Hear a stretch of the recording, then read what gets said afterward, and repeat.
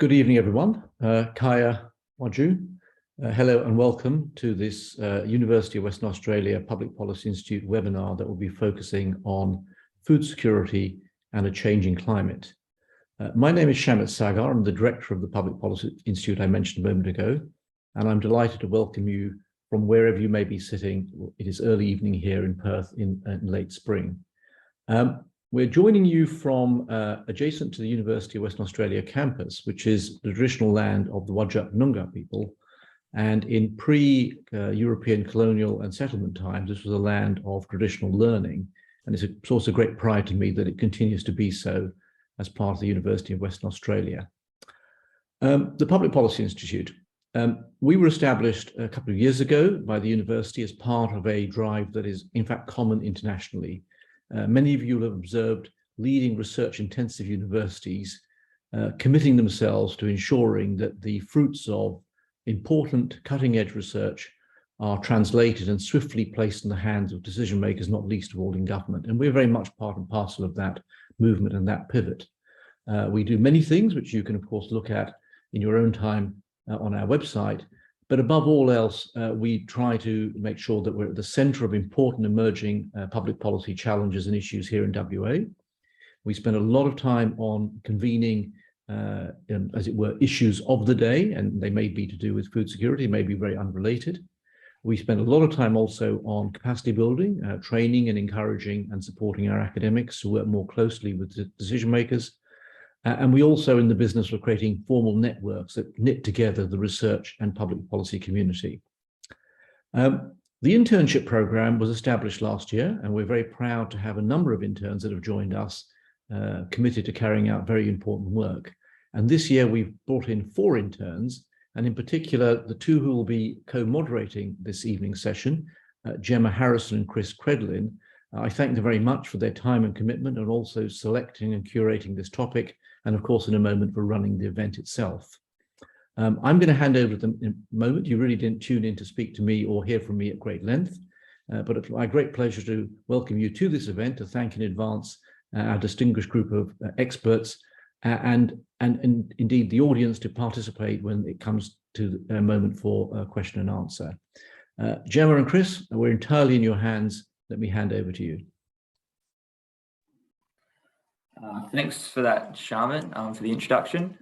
So tonight we're exploring the topics of food security and climate change, where we'll be specifically focusing on food production and wastage as subsections of the food system.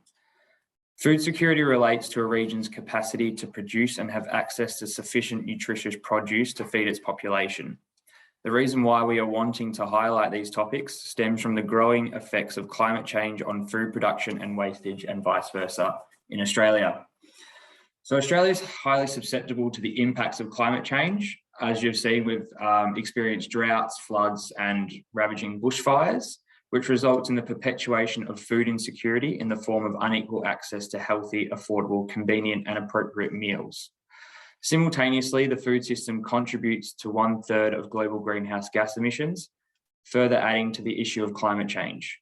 So in promoting a green and just transition to net zero emissions, the food system must be considered and integrated into Australia's climate change response across all levels of governance. So to help us shed some light on these topics, we're joined by a distinguished panel of guests tonight. Introducing firstly, Ronni Kahn AO. Ronni is the founder and CEO of OzHarvest and a renowned activist for disrupting the food waste landscape in Australia. Ronni also advises government and plays an instrumental leading role in changing federal laws to improve social justice and environmental policies. For her work, Ronni has been awarded an Order of Australia and was named Australian Local Hero of the Year. Thank you for joining us from Brisbane, Ronni. Thank you so much. Great to be with you. We're also joined by Dr. Ben Cole tonight. Ben is the Managing Director and co-founder of Wide Open Agriculture. He has a PhD in environmental engineering and is a social enterprise expert with a passion for startup and growth companies. Ben has spent 10 years working overseas in developing economies as a grant manager of water supply and sanitation projects in Malawi. Thank you for joining us, Ben. Thanks, Jemah. Thanks, Chris. Next up on our panel is Dr. Caitlin Moore. Dr. Caitlin Moore is a research fellow at the UWA School of Agriculture and Environment.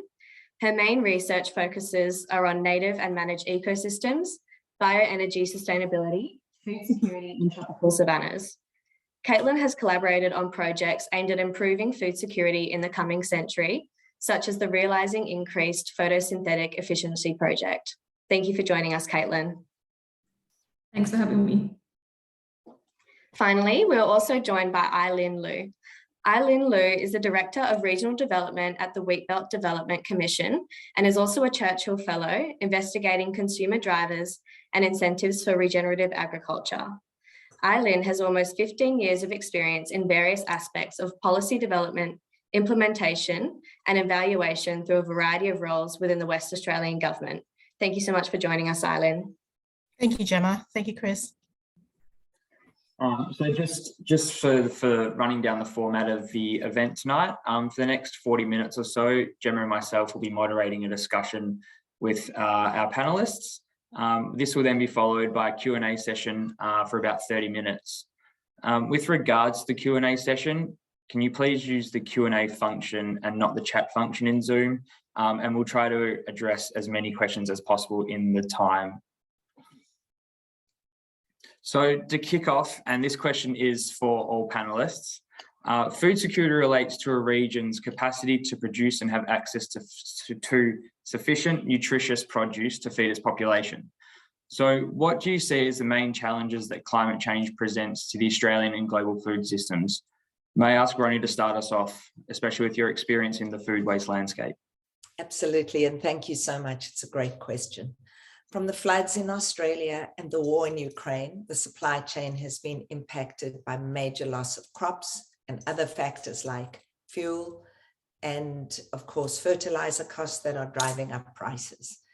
In the last 2 months, the cost of veggies has gone up by 7%, and we keep hearing about a head of lettuce that is now $12 or capsicum that's $14 a kilo. So this obviously has a direct effect on everyone, but for those who are already struggling, putting food on the table is harder than ever. So food insecurity is a huge problem. 1 in 6 Australians don't have enough food. And what we are seeing now is a new cohort of people who are turning charities to charities for the very first time in their lives. 64% of people seeking food relief actually have a job. And at the same time, 7.3 million tons of food is wasted every year, and it's costing the economy $36.6 billion. So addressing food waste and food security together has got to be a national priority. Great, thanks for that. Ben, can I just get you to jump in on this one, especially around your background in regenerative farming? Yeah, I mean, I totally agree with Ronnie's position on food waste being such a key component of the sort of weaponry against fighting climate change through a new food and farming system. When you look, we've been really informed by the Drawdown project, which is a great database that sort of looks at all the different mechanisms for fighting accelerating climate change across a range of sectors. And in food and agriculture, yeah, it is food waste. Ronnie's spot on. And then it's a real shift towards plant-based diets. It's sort of basic sort of physics that it doesn't go through a mechanical process or a sort of a transformed process of animal protein, you do get better sort of benefits from it from an energy perspective, which is related to the use of the sunshine in the soil. And then the third is really regenerative farming practices that draw down carbon into rich soil, that reduce the needs and reliance on chemical fertilizers and pesticides and herbicides, which all come from fossil fuel based systems. So yeah, we see regenerative agriculture as being one of the many planks in reinventing the food and farming system. So it's doing positive things for climate and biodiversity rather than negative. Great, thanks. And I-Lyn, do you have anything to add to that? Thank you. I want to address that whole regenerative agriculture and climate change. I think one of the challenges that climate change presents actually is a tunnel vision towards just reducing carbon emissions. And actually, I think regenerative agriculture presents that holistic view. that we actually need for our food systems, incorporating like soil health and biodiversity and, probably even food waste and sustainability of our farming enterprises. But going back to the actual questions, I think there are actually three things here I'm going to talk about the production aspects. One is, obviously, we all know that climate change has productivity challenges for our farmers. The changing climate impacts on, the types of food we grow and the rate at which they grow. But interestingly, with the opportunities that come from climate change and all the carbon credits, a lot of people are seeing our productive agricultural land as a potential carbon sink for non-agriculture sectors. So if we think about it that way, it's I guess, a double-edged sword for our farming sectors. And then, of course, the other challenge is our farmers meeting the required, I guess, standards that would be placed upon them by consumers, by customers, in terms of their food production and a carbon footprint. Great, thanks. I'll just get Caitlin, if you've got anything to add to that, especially, I guess, with that whole carbon sink idea and the carbon sequestration sort of processes that occur at a more finer level. Yeah, certainly. And I couldn't agree more with a lot of the comments that have already been made. And I think the one thing that really sticks with me in all of this is that climate change is really exacerbating the challenge of our great challenge of providing enough calories to feed the world's growing population, because that's what it really fundamentally comes down to. Can we provide enough food for the world to eat? We're fortunate here in Australia that we produce more food than we consume. We're net exporters of food to the world, but we're not really immune to the impacts of climate change. And, Ronni spoke about some of those earlier with the floods in Eastern Australia and the price of food going up. And we're also in the past with droughts as well and heat wave events.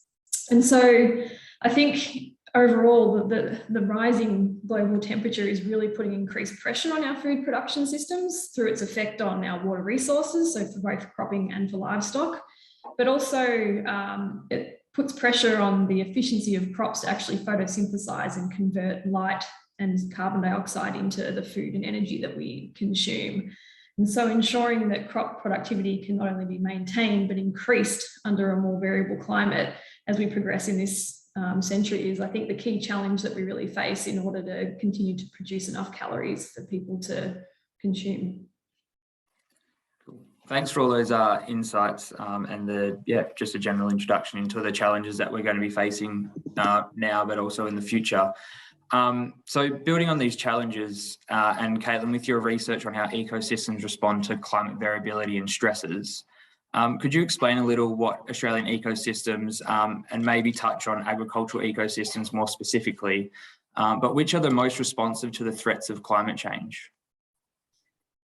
So I was thinking about this question earlier, and it's a challenge because there's no one size fits all answer for this question. And I'm sure if there are food producers that are tuning in now, a lot of the resilience in our agricultural systems really comes down to the timing of these severe weather events that affect our agricultural systems, how quickly we can actually respond to mitigate those effects, and whether the system can really recover from its effects afterwards. And so, for example, if there's a severe storm that's forecast for a given region, or say if a producer has a sort of smaller scale, high value horticultural cropping system, such as a vineyard, they might choose to cover the vines with a plastic sheet in order to protect the crop from damage from the storm.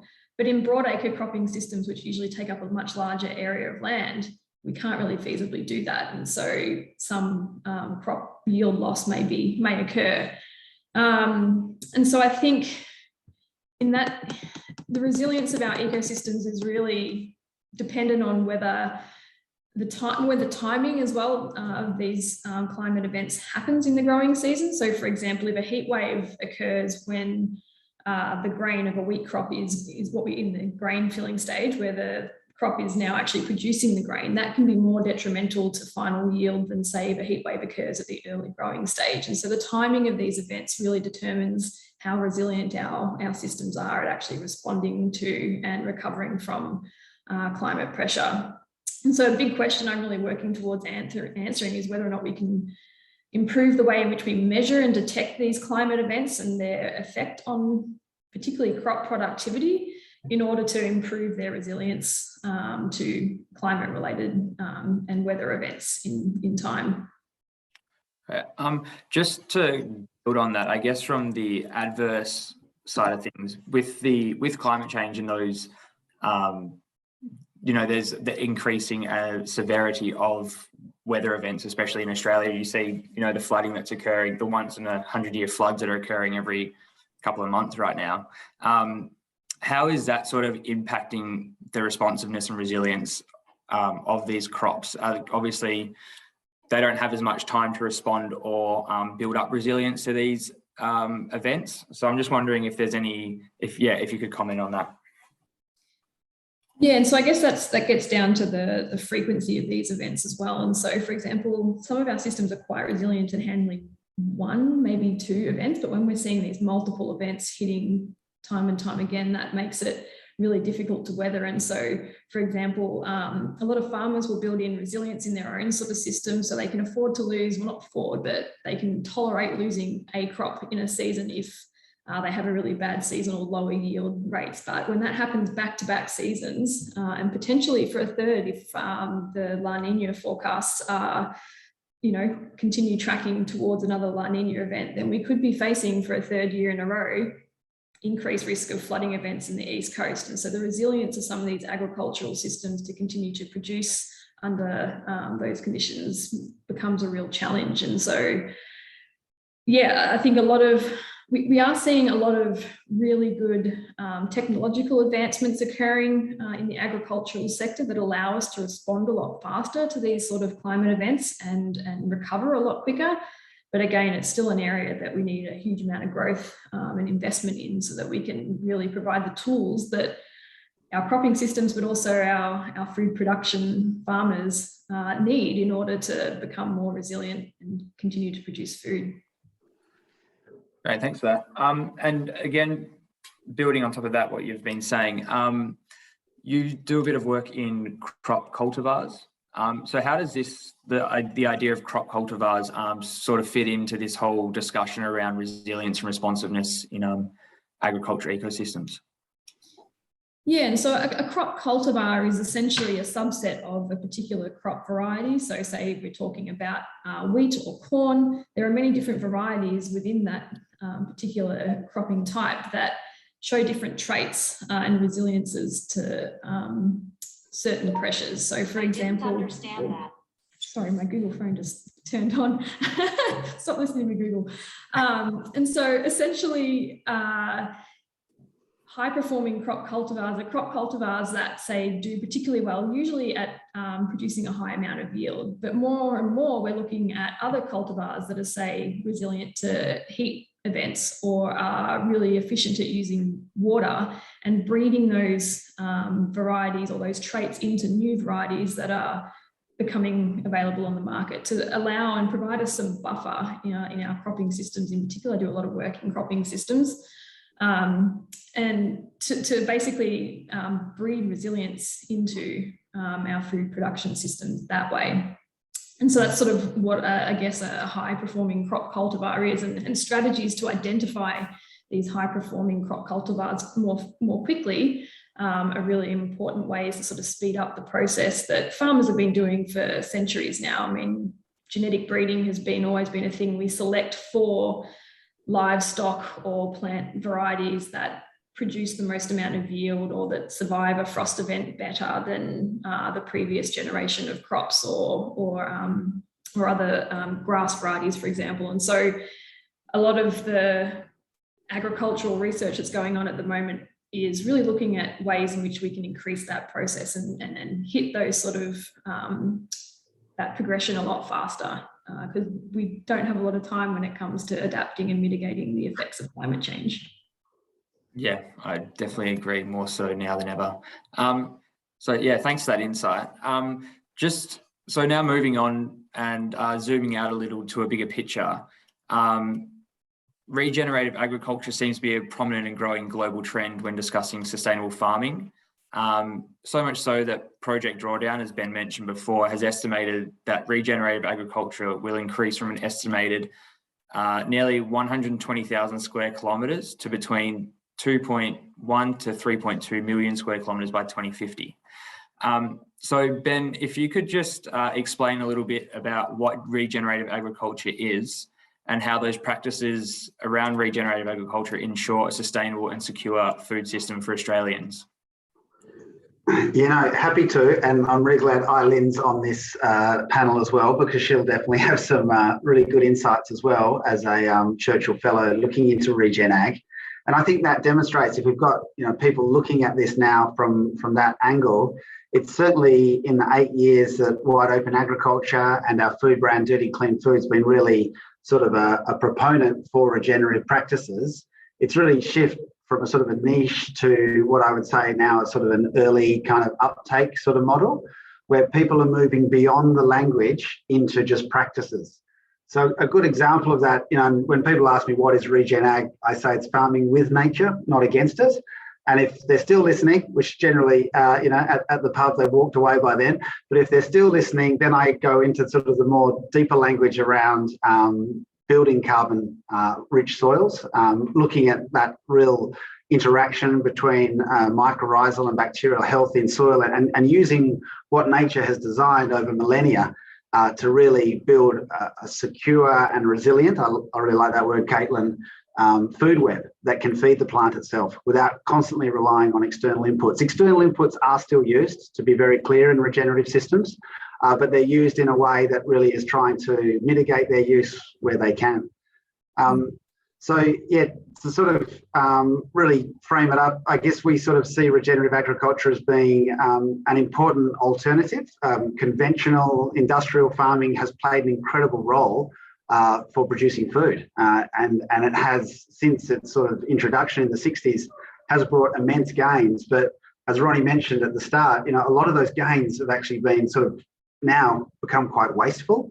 And we believe that farming systems are still starting to sort of turn and shift, and farmers themselves and agronomists and input companies are starting to say, is there another way of producing healthy, nutrient-rich food that perhaps there may be some challenge or some reductions in yield, but the overall impact, looking at the wider holistic impact, is dramatically reduced. And that's how we look at everything at Wide Open Agriculture. We apply a 4 returns framework. So it's got to make money because the farmers are in business, we're in business, our customers are often in business. So it's got to make money. It's got to have a return for society and for the farmers and the rural communities. It's got to have a natural return, and it's got to inspire people. And I think that's another thing around climate change and the word resilience.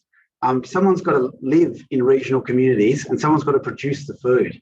And I think if we're not building structures and ecosystems and infrastructure to encourage not only existing families, but new families to come and farm, I think that really puts also our food sort of system at great risk and peril.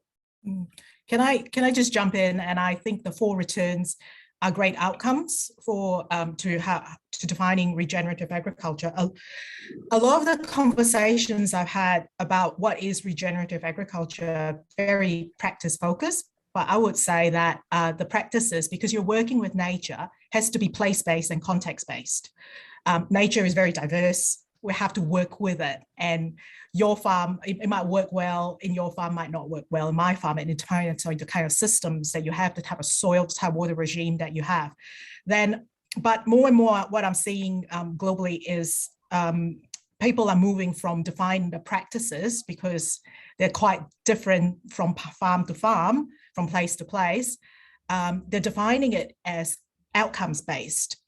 They're talking about improving soil health, including carbon sequestration and recovering biodiversity. And some of them include things like, exactly like the 4 returns, sustainability of the communities, what are they returning to their communities? And of course, the sustainability of the businesses. They, have to make a living out of the land, and that's very important. Yeah, I'll just pick up on that, I-Lyn, just quickly around outcome-based. I think we when we started on this journey, we sort of tried to define what are the sort of the principles and practices around regenerative farming. And that's how we kind of define our regenerative farm plans that allow people to produce under the brand Dirty Clean Food. But the farmers have always said to us, we would love to actually have metrics and we would love to have quantitative numbers so that we can actually see improvements. And that's where we've started to progress now. So those outcomes around soil organic carbon, there's some really exciting technology coming out that is remote sensing that allows you to measure soil organic carbon in sort of 10 metre square blocks to 95% accuracy to a soil core. We're seeing some really exciting genetic data coming out that allows you to measure biodiversity or the types of animals that are on your farm, and particularly endangered species. And that's what the farmers, and I think our consumers, our dirty, clean foodies are kind of looking for. They're looking for real evidence.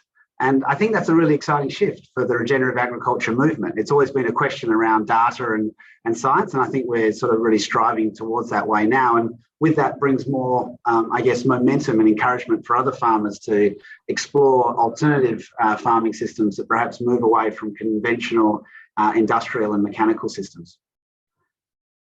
I just want to grab Caitlin onto this one, especially around the idea of the carbon-rich soils and the food webs. Caitlin, with your background in carbon sequestration again, it'd just be good to get your views on that and also the data side of things as well. Yeah, certainly. And I think, data is really important for demonstrating proof of concept. And I think there's a lot of talk going on at the moment about the importance of carbon accounting and carbon crediting systems, but we could use a lot more quantification of carbon going in and carbon coming out of the systems. And so a lot of the work that I do is working with instruments that measure that at the agricultural or the agro ecosystem scale. And so looking at carbon uptake via photosynthesis and then carbon lost from other carbon consumption processes, so soil microbes consuming carbon and releasing that. And so I think until we have a good grasp on net in versus net out from agricultural systems, just even at the plant level, we're really going to struggle to sort of close that carbon cycle loop and understand how we can actually keep carbon in the system. Because at the end of the day, the way we're going to get carbon into these agricultural systems is through the plants, because they're the ones that are capturing it and photosynthesizing and putting it into biomass. Thank you. I-Lyn, if I can just jump back to you. As a Churchill Fellow with your research on consumer drivers and incentives for regenerative agriculture, as you've been talking about, what can you kind of summarise are like the costs and limitations for farmers to transition to regenerative agriculture practices, and kind of what are the main challenges or apprehensions that we're seeing? I think that's a very good question. I think in the end, it's regenerative agriculture is quite a contentious term in Australia still. It is getting more mainstream now, like Ben was saying. We're moving into the what do you call that? Not the first movers, but the early adopter phase. Between the 8 and 14% adoption rate. So I think there are challenges in accepting that term, regenerative agriculture, whereas globally there is even more, wider acceptance of that term actually. So one of the challenges is trying to achieve the outcomes of regenerative agriculture, which is, really great outcomes. We're talking about the 4 returns that Ben talked about. But how do we achieve that without using divisive language? And if unfortunately regenerative agriculture is a divisive language, then we may have to move away from it into more outcomes-based conversations like natural capital accounting, talking about carbon sequestration into the soil and soil health and recovering biodiversity. And I think this is just an opinion. I feel like, our farmers are they love their land. They're so connected, and they really, it's deep down in their core. It's part of their family. And I feel like with the regenerative agriculture narrative, unfortunately, maybe we've talked about the narrative in a wrong way or in a different way that challenges that values, those deep held personal values that if you become regenerative, you are considered a bad land manager previously, therefore you have to change. But that's never the intent. I don't think that was ever the intent of regenerative agriculture. It's always about maybe there's a better way of doing things so that we can feed our children into the future. And I think, that would be something I think we need to focus on. Because I think, I'm talking about the Western Australian farmers, I actually think a lot of them are doing it anyway, without being too controversial. The practices like, minimum till, keeping cover crops, incorporating livestock, it's part of the system. It's part of what they do anyway. Ben, you're quite big on the narrative behind regenerative agriculture as well. So you just want to, chip in on this one? Yeah, I mean, we think the narrative, of dirty, clean food, and when we talk to our online customers, and we have we're in retail now, and our oat milk's in Woolworths, which is really exciting. What we're actually learning is that people just want to be closer to their farmer, and they want to understand the production system. They want to understand how a farmer is making decisions to perhaps reduce chemical usage, to decrease the amount of chemical fertilizer, how they might be using diverse crops and protecting biodiversity. That's all kind of like deeper stories, but at a sort of dirty, clean food level, if you're just making a decision quickly, you do want to just feel like you actually have access to the farmer, that there's nothing sort of hidden. And it is, we called the company Wide Open Agriculture with that intent to really bring what we call conscious consumers and regenerative farmers together. And also regenerative is sort of much more holistic. It's about, the health of that family producing the food, the health of the community around it.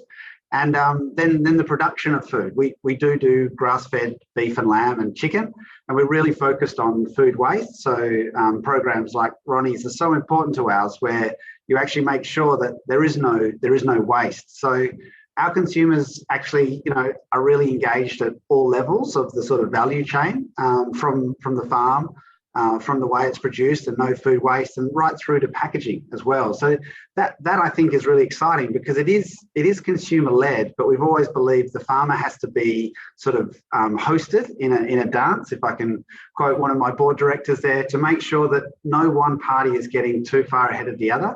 And with that, you can actually build a real system around it. Just to build on that, just for the consumers, I guess, tuning in tonight, is there any way that they can sort of support regenerative farming? I guess in like a very short type of way. Yeah. Well, yeah, I mean, I just would say Google regenerative farming and find out as much as you can. Spend a bit of time sort of arming yourself with the knowledge base. Obviously, dirty, clean food, I believe, is an opportunity for people to really understand how West Australian farmers are producing food regeneratively and getting their sort of understanding around it.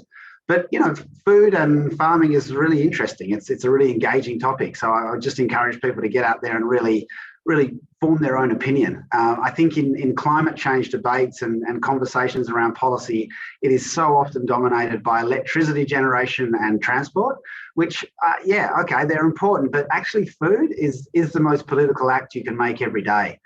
So I really believe it's great that you guys have kind of inspired this conversation tonight. And, I encourage other people just to, particularly at a dinner party, at lunch, just have a chat about where your food's come from and how it makes you feel when you understand or don't understand how it's been produced. Sorry, Ronni, you want to go? Oh, it's just that I think it's such an important, this narrative, the narrative around regen, the narrative around food wastage. Those are the challenges, because when we think of tackling climate change, most people think of solar panels, as Ben said, electrification, solar panels or electric cars, but they really think of the impact of the food we eat. And in fact, it's the hugest contributor to waste. One that when I started OzHarvest, I wasn't even aware of, with up to 10% of global greenhouse gas emissions coming from wasted food. And for many, it's so overwhelming that they don't believe they can make an individual difference. So I think Ben's point about talking about where food comes from, talking about our farmers, and talking about how they can make a difference. The good news is, if we go back to Project Drawdown, reducing your food waste is one of the most impactful ways to take action. And so once we discovered this, we knew we had to do something about it. And by connecting the dots and showing people that there is a good news story about how you can take action. And it actually led to our first national campaign around raising awareness to get the nation to use it up. It's based on research we did with Monash University. And I don't know if you can see this. Can you see our use it up tape little? Oh, there we can. Oh, yeah. Nearly. Okay, well, this is what use it up tape looks like. Can you see that? Bring it closer to you. Closer to you, Ronni. Closer to me. Okay. Yeah. Cool. So anyway, use it up tape is just, it's a visual and a very simple and easy way to get people to start thinking about you not wasting food. It says, pick me, cook me, eat me up. It's tape that you put on a shelf in your fridge. And it's so that you put everything, so you start valuing food and that you start understanding what it's taken to grow that food, whether it's regen or not, that you know, energy, fuel, labor, love that it's taken to grow food. So just by the way, you can get this use it up tape free on the OzHarvest website, but we have to get all of us talking about regen, talking, you know, farming, talking about not wasting food.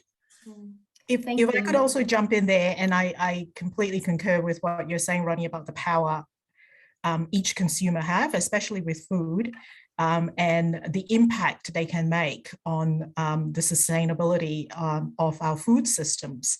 And I think what Ben said about telling the narrative, the full story of the farmer is very powerful, because food consumers are very visceral consumers. They buy with feeling. There is that logical side of things, but you find that when you go to the eggshells, for example, you look, oh, there's a picture of a farmer. He looks happy. There's a dog right next to him. They look happy.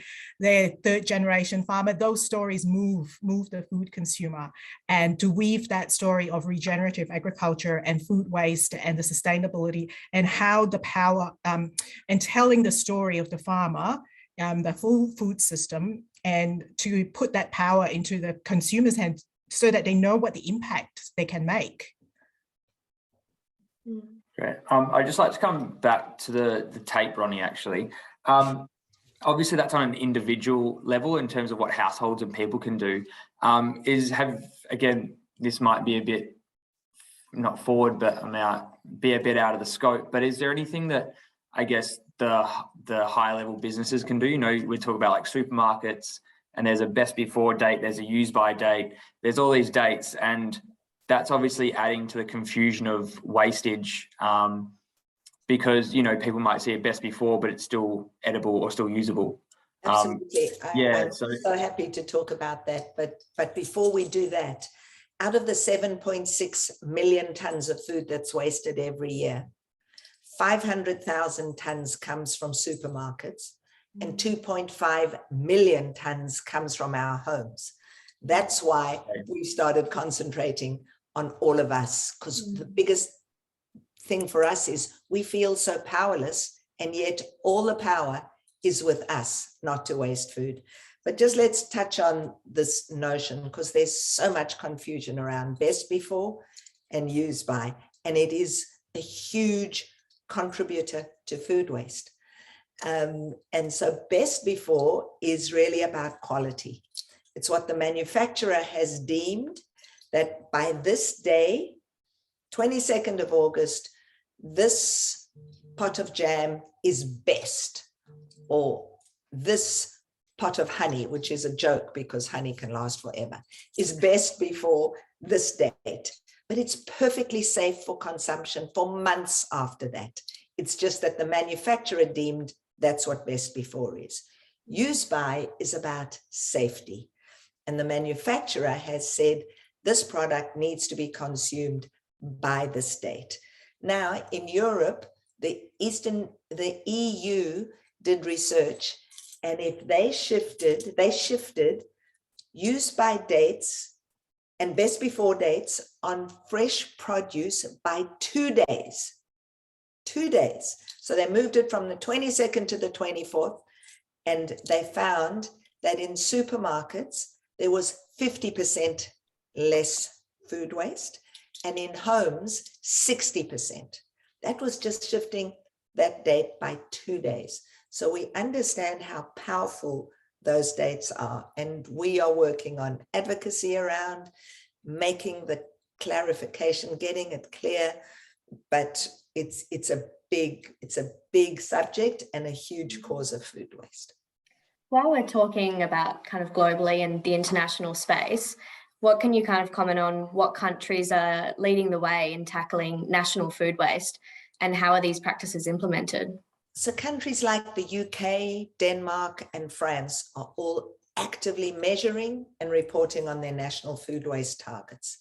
And in the UK, their success story has been the collaborative action gained through what they've called the Courtauld Commitment, where 250 companies, including most of the major food businesses, have signed up to a voluntary agreement to halve their food waste by implementing target, measure, and act to achieve global environmental goals.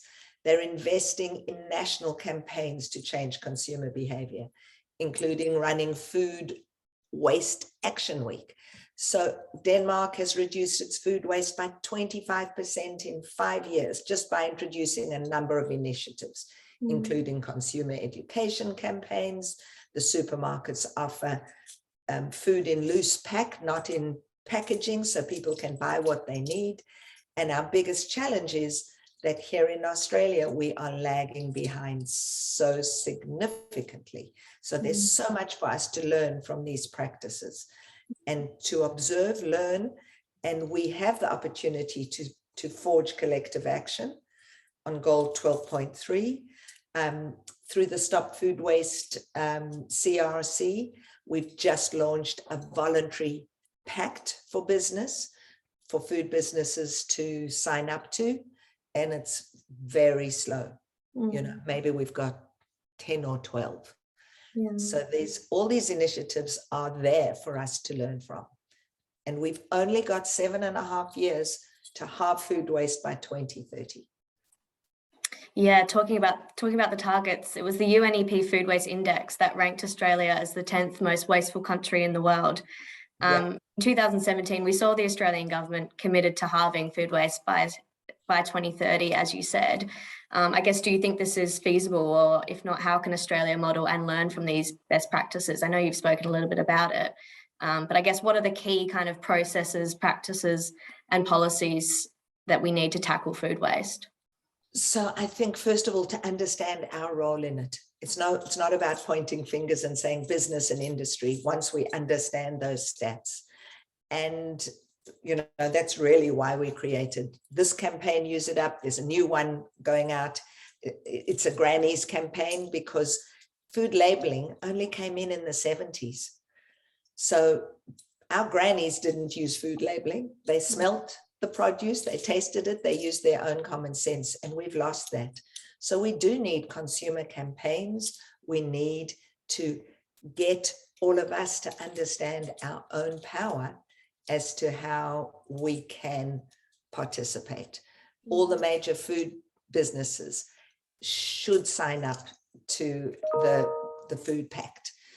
Government has got to ensure that the right incentives are placed. They've got to invest. You know, you're right. In 2017, they decided. In fact, in 2015, OzHarvest got our country to commit to halving food waste. It then took 2017 till another decision. We are now 2022, and urgent action needs to be taken. And we have power, and we can demand that. Perfect. Thank you, Ronni. I just wanted to jump back to I-Lyn, if I can. Kind of while we're talking about this global and international discussion, you've looked into major global food companies' commitments to regenerative agriculture. Do you think that this will help or hinder regenerative agriculture in the long term? I think the short answer to that is, I guess it depends on how much the farmers are involved in defining the approach that these big companies are undertaking. So we've got the biggest food company in the world, Nestle, second biggest, PepsiCo, making commitments towards advancing regenerative agriculture in throughout their supply chains, and they're doing that as a, I guess, part of their strategy, a pathway towards achieving their net zero emissions targets, if you like. So a lot of the companies, their strategy is to work directly with farmers, which is great. Developing the what it means, what is regenerative agriculture, the way that wide open agriculture has developed, like, when you source for these regenerative products, what does it mean? So I'm seeing a lot of all these companies working with the farmers to work with them to advance the practices across, I think General Mills wanted 1 million acres of land by 2030 to be regenerative. And I actually think regenerative agriculture is here to stay. It's not just the major food companies that are making commitments. These are big companies with big marketing budgets, with lots of analysts, behind them, predicting the future, the different scenarios. But also what we're starting to see here is in policy in the EU, where we have, there is the European Academies of Science and Advisory Council writing a document called Regenerative Agriculture in the EU, providing recommendations on how regenerative agriculture principles should be incorporated in their farm to fork policy. And the recent New Zealand EU free trade agreement, I think that was signed on the 30th of June, or takes effect on the 30th of June of this year, actually consisted of a statement where both parties will work together to advance regenerative agriculture. So that is a very fascinating, I guess, development for me. So it's not just the food companies, now we're moving into policies, government policies. Jim, sorry, Chris, if I could just from our experience as a company that kind of embraced it really early and, kind of led at times with a bloody nose on regen ag, what's exciting and what we're open to is big breweries, big dairy, big grain companies are willing to sort of engage in a conversation. Whether or not it's around the word regenerative, we don't really care, but it's around looking at practices that are making tangible impacts on climate change and biodiversity loss. So we did a really nice piece of work with CBH, which is the largest cooperative bulk grain handler, with DPERD, had some great consultants that backed that work. And we just looked at, so what are all the calculators out there that can measure emissions on farm? And we sort of identified one that's public access through University of Melbourne called the PIC calculator. So it's just all kind of steps in the right direction. So it does feel like there's real momentum there right across the sort of spectrum of food companies. But we're proud that we kind of have led in that front and want to sort of stay in that leading position. Great. I'd just like to jump back to Caitlin as well, while we're talking about, I guess, like global leaders and best practices. In your sort of space, Caitlin, especially around crop cultivars, is there any best practices that you've been sort of watching or keeping a tab on around the world? In what context? In terms of improving food production, or in terms of? We'll go for food production. Yeah. Food production. Cool. And so I guess in my introduction, when you introduced me before, you briefly touched on some collaborations or a project that I was collaborating on when I spent time in the US, the Realizing Increased Photosynthetic Efficiency project. And so that was really looking at ways in which we can increase the efficiency of plant photosynthesis to get more carbon taken up and put into below ground root structures, for example, but also into producing more food. And so by basically tapping into and increasing the efficiency of photosynthesis, we can look at not only getting food produced faster by the plants if they're more efficient at converting sunlight into the end product, which is biomass and grain for grain crops, for example, but also in storing carbon in below ground root structures.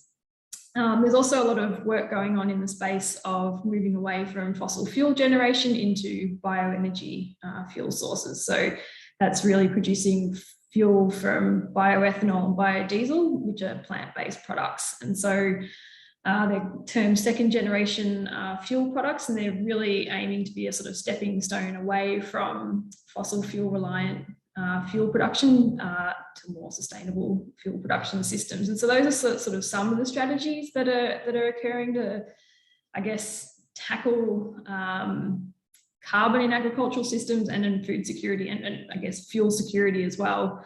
But yeah, I mean, I think there's lots of really great approaches going on. I've been sort of scrolling through the questions as we've been chatting. We've got some really cool Q&A questions coming up. And I think it's not a one sort of silver bullet is going to get us to this target. It's going to require an approach across a huge number of scales, reducing food waste, increasing agricultural production through scientific and technological advances, and a whole other range of different approaches that we haven't even thought of yet. Yeah, that seems really, really fascinating in terms of when you bring in the photosynthesis and increasing, sort of manipulating those processes as well. It seems like very mind-boggling to me at least. And yeah, you summed it up pretty well. So just a closing question. And like we've been discussing, there is no panacea or a silver bullet to solving this issue of food security, but also when you sort of think about climate change. And there's obviously multiple practices that work together across the food system and also across scales and through various actors. So it's quite a complex web and complex system that we're seeing globally. So just to finish up the conversation before we move on to the Q&As, so each panelist, can we get like a 30-second takeaway or less of what should be done to ensure that Australia has a secure food system for future generations? May I start with Ronni again? Sure. So very quickly, we know that our Use It Up campaign gets results. Let's make Use It Up the slip slop of food waste. We have the solution. We need to stop throwing food away. If 7.6 million tons could be rescued, it would feed everyone in Australia for 6 months. We just have to do it. Stop throwing food away. From a government point of view, we need investment in the campaigns and education to stop food waste.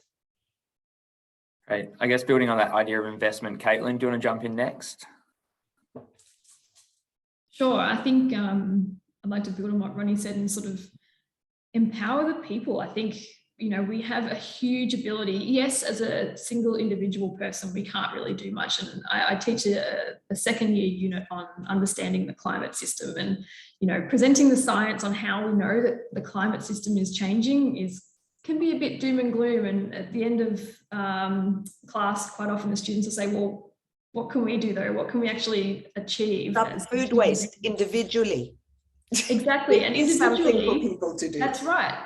I said individually, we can all chip in together. We can reduce food waste. We can make conscious decisions about where we're purchasing our food from. We can push policymakers. And if we all do our little bit, then collectively as a population, we can start to make a really huge difference, and we can start to really get, large scale changes occurring. And I think that message doesn't always quite get through to the end consumer. I guess building on that narrative and that message, Ben, would you like to jump in next? Yeah, I mean, it's a great panel. I'm loving what Ronni and Caitlin and I-Lyn are all saying. I mean, I think it is, it's that sort of basis of valuing food and spending that sort of little bit of extra time to understand how the food has been produced from the farm.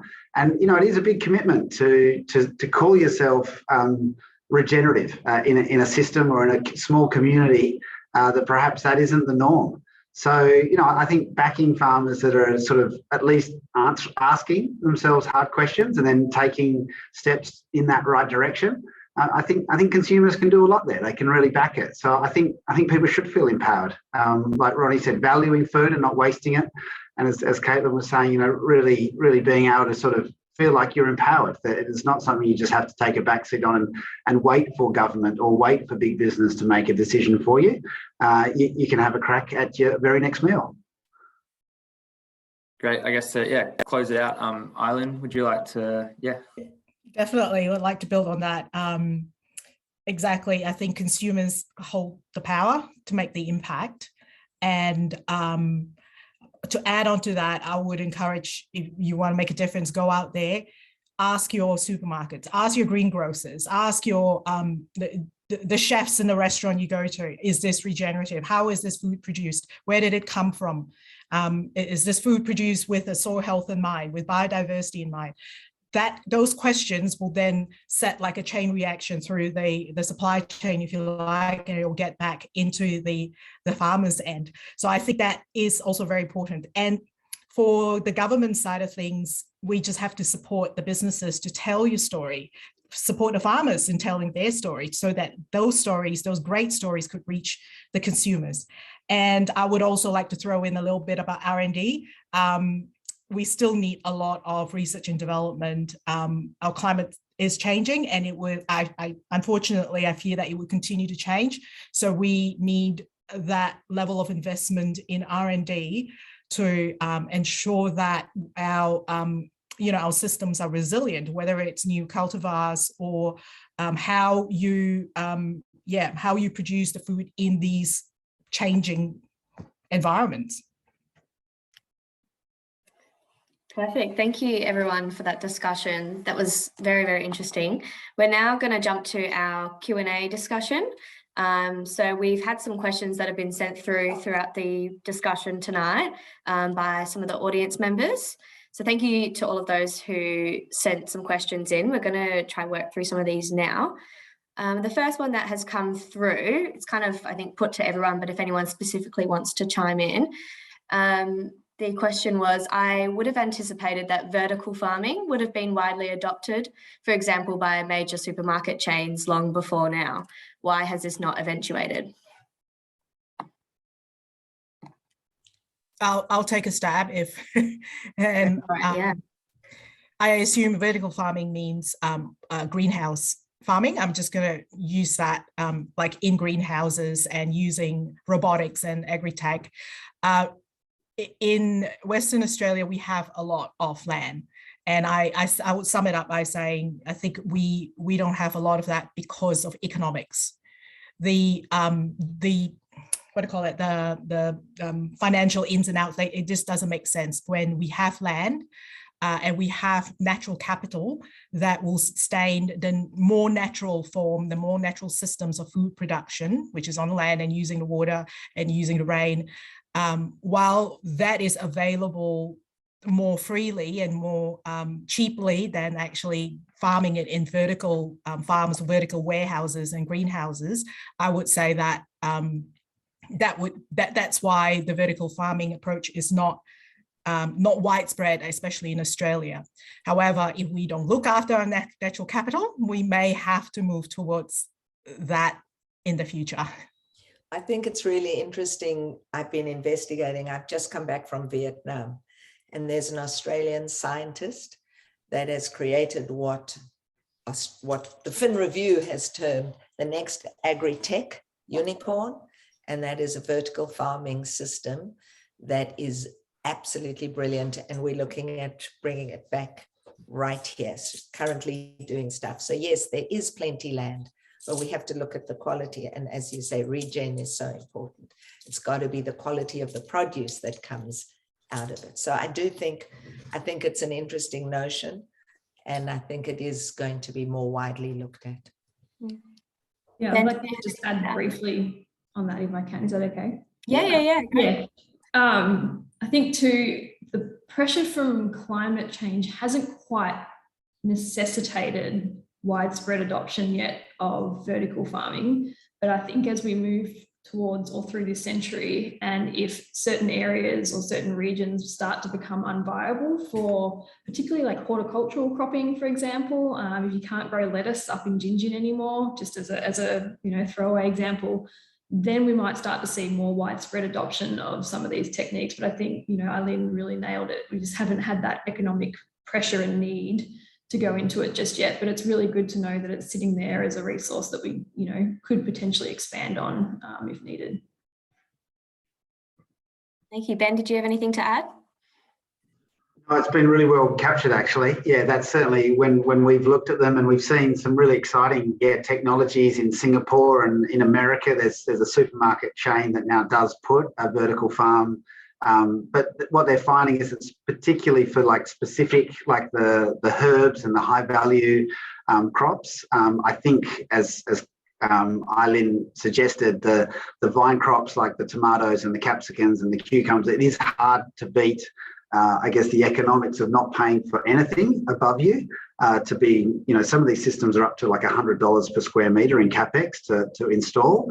So you really need to make sure you've got your economics and your supply chain worked out. But as Ronni said, bringing the veggies back into the peri-urban or urban area could make a lot of sense and be a really important response to accelerating climate change and variable weather patterns, because horticulture is really needs a very narrow band. So I think we'll see more of them, that's for sure. Well, certainly I can just share that in Sydney, in Woolworths in Double Bay, there's already vertical herbs. Okay. It is there. Yep. Perfect. Thank you, everyone. We've got another question that's come through. It's been put to everyone, I assume. Genetic modification and gene editing techniques offer the fastest means to breed higher yielding and more resilient cultivars or varieties, but there is a significant stigma against these techniques. Does the panel have a view on how this might be overcome? Caitlin, do you want to probably jump in on that one first? Yeah, I saw this come through earlier. It's a great question from Peter.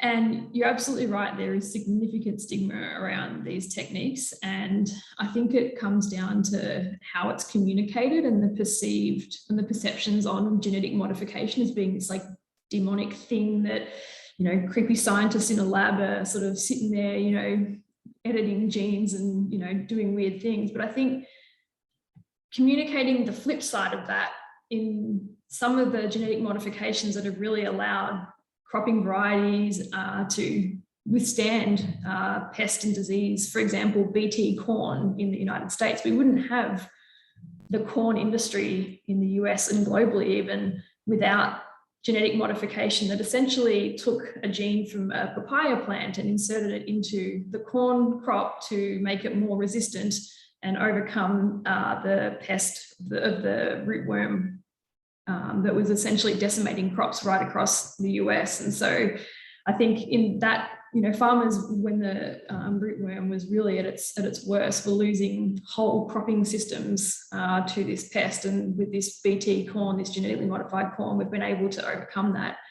And some of you may have seen the recent news from actually out of the US as well, from the group that I used to work with on the RIGHT project. They've essentially genetically modified soybean plants to increase yield by 20%. It was on the ABC News earlier this week or last week. And so essentially, that is essentially just accelerating the processes that were going to occur in nature already, but they just take a lot more time to occur in nature. And so it's really looking at ways of, with climate change pressure sort of at our front door, we need faster techniques, and genetic modification really gives us the tools to be able to achieve these processes faster. But at the same time, there's really, really rigorous rules around the application of genetically modified crops and how, I guess it's a really highly regulated field, but because there's so much stigma around it. And so I think how the narrative is so important. The way you're sharing it is so different from, it's just so important that the narrative around it is comprehensive. Yes, and so I think communicating the benefits and that it's not this dark,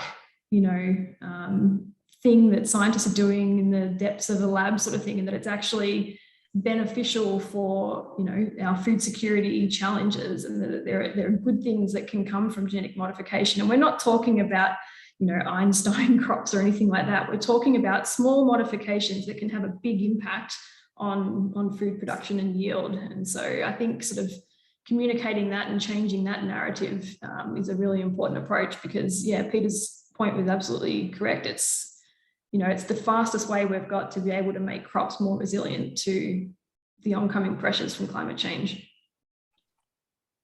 I guess this is a follow-on question, but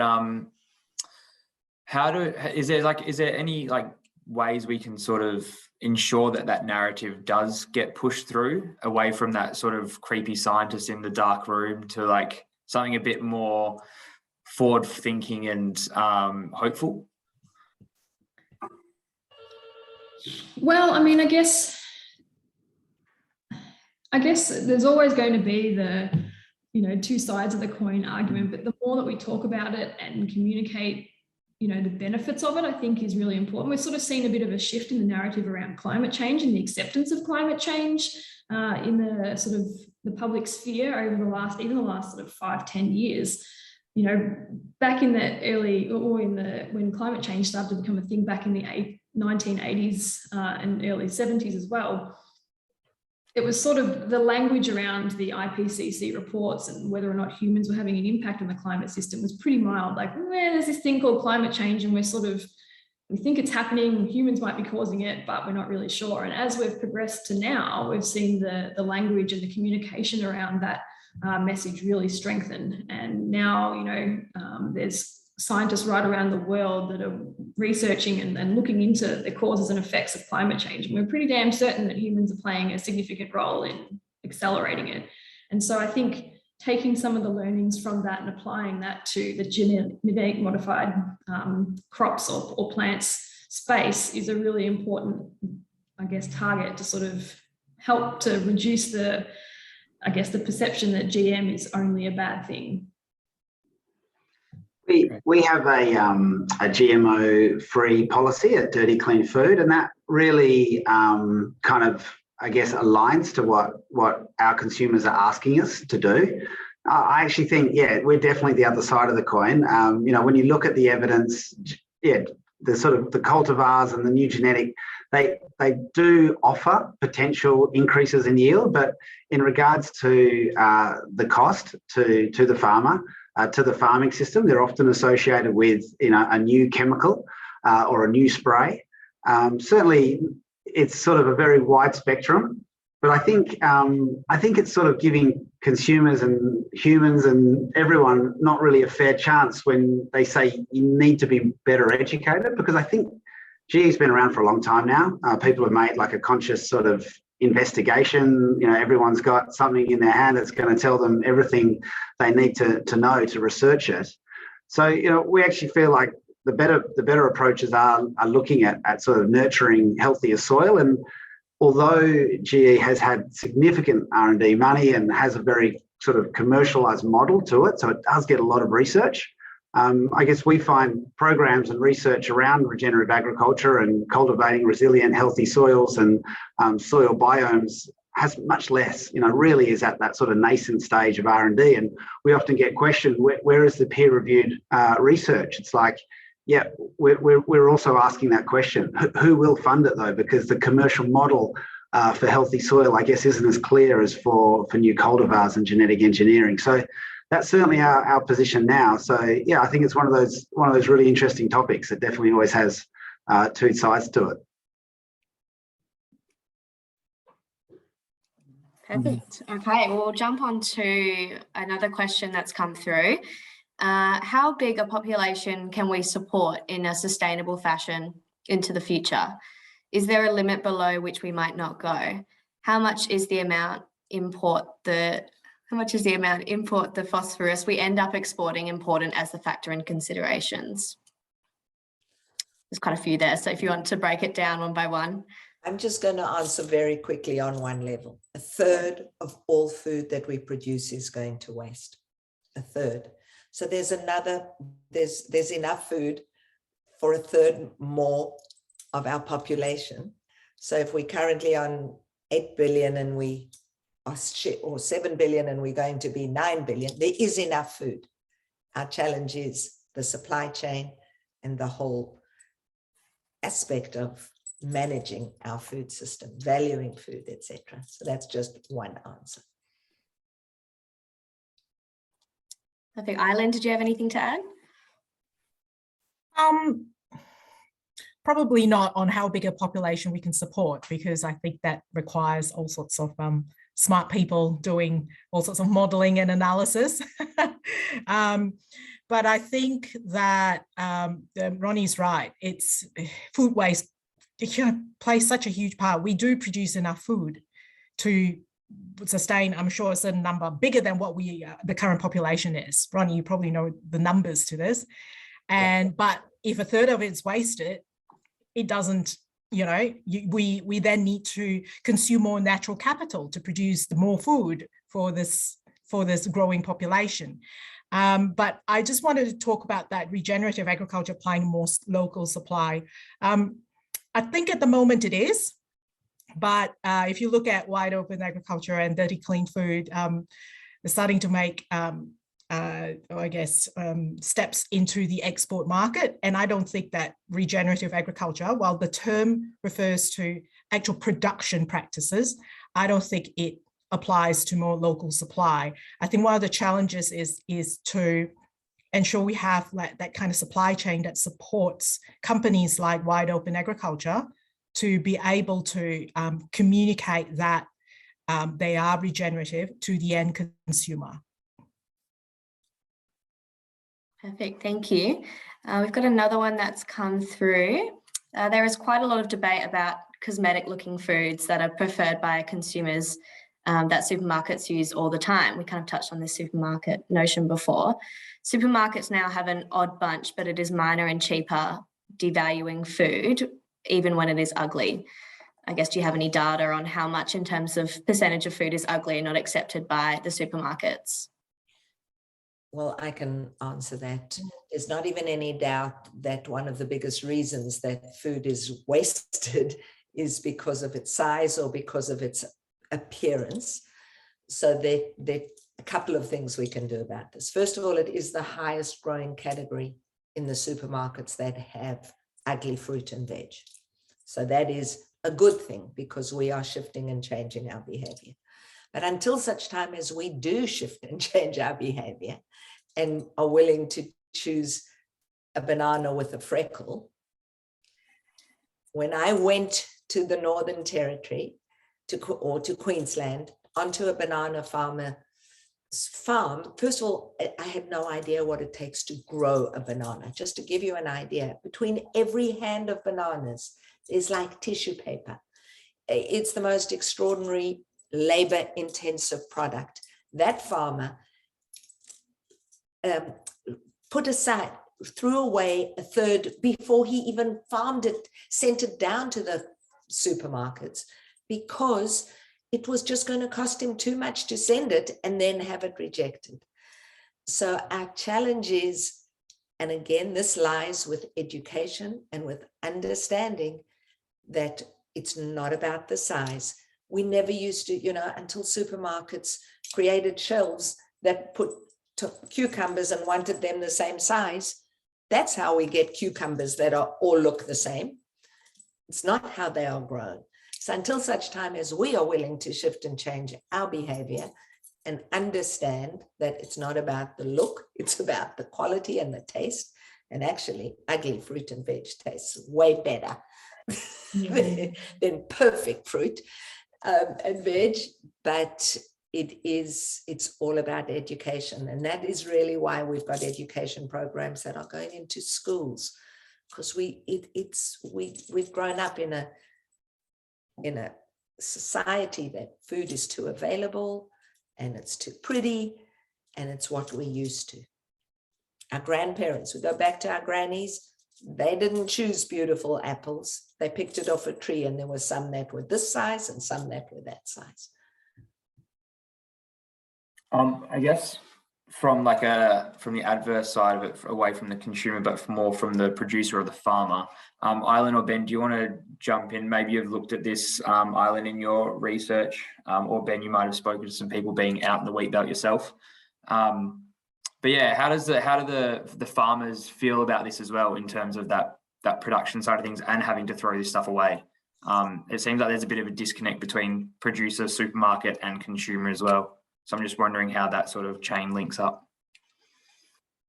I guess it is, the farmers know that, you know, supermarkets demand a certain standard of their food. I was visiting a farmer horticulture farmer, and he said to me, look at this cool room full of stuff that was rejected by Coles. What was wrong with it? There was his beans and they had extra marks on it. And he said they just rejected it. It was all packaged, ready to go, sent it to Coles. Coles had a look and said, I'm sorry, you just can't do it. And he said to me, I don't know what to do with it now. I'm going to I have to interject. Coles puts on its shelf, and it's not about me protecting the supermarkets. They put on their shelves what we buy. We need to walk with our feet. We need to make a statement. If we're willing to buy ugly beans, there will be ugly beans on the shelf. Yes. So our challenge is not to blame. I mean, again, I'm not here to defend the supermarkets because I deal with them and I have the same challenges. And that's the reason we're rescuing food at the back of every single supermarket. But until such time as we are willing to shift and change our standards, that is what we're going to get. If we buy cherries in the wrong season, it's because we're buying them that they are on the shelf. Yeah, I completely agree. And it does translate to Coles rejecting it because they can't sell it. They just can't. And I have to say, personally, I'm guilty of that. When I go to the supermarket, I want the pretty Bravo apple, the pretty beans. And if there's a dent, I just don't. But one of the best avocados I've ever had came from a regenerative farmer in Jemah. It looked ugly. It was so ugly on the outside. I would not, if I walked into a supermarket, I was like, what is wrong with this? But I opened up on the inside, it was perfect, perfect. So what's the lesson here? We just have to, I have to overcome my own aversion towards ugly fruits, vegetables, everything. Collect 30 tons of it every month because it's perfect, but it's because we have chosen not to buy it. Yep. Perfect. Okay, thank you, everyone. That's all the time we have for discussion questions. I think that brings us to the end of tonight's event. We've covered an extraordinary amount of ground on these topics, and Chris and I would like to immensely thank the panel for your time tonight. You've all brought such a unique perspective and background, and we're really, really grateful to have been able to pick your brains tonight. We would also like to thank the UWA PPI team, Beck and Chris and Charmin, on their guidance and assistance in making this event happen, and for supporting and letting Chris and I take the reins on this one. While we have got the audience still here, we would like to mention some of the upcoming events that the UWA Public Policy Institute has. You can find them all on our website if you would like to have a look and register. We've got two actually coming up next week. So on Wednesday morning, we have one titled If Voting Wasn't Compulsory, Would You? Civic Participation and Democracy. That'll be at the University Club at UWA. And on Thursday evening, we have a new reform agenda for Australian schooling policy, running from 5:30 to 7 p.m.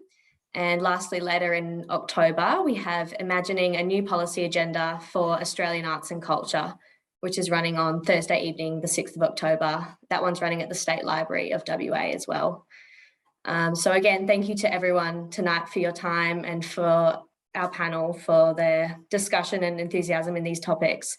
We really hope and are sure that these topics and questions will come up again, and we will continue to discuss them as consumers and on all other levels as well.